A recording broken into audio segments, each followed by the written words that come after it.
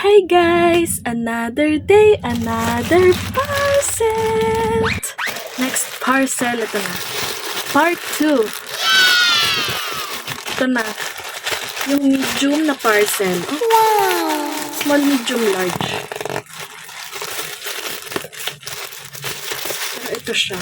Ah! Wow! Ooh. Okay, so bumili din siya nito. Bremod Premium Series. 10-in-1 hair serum. Tapos may kasama siyang ganito. Repair and Maintenance Hair Mask. 10 ml.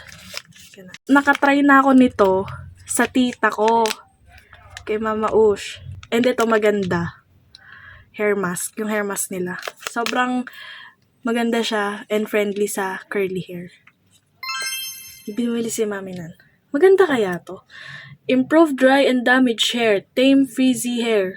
Hydrate and moisture. Help to protect against UV rays. Anti-static, antioxidant. Deeply nourish and condition hair. Strengthen hair. Helps prevent hair split. Lasting shine and smoothness.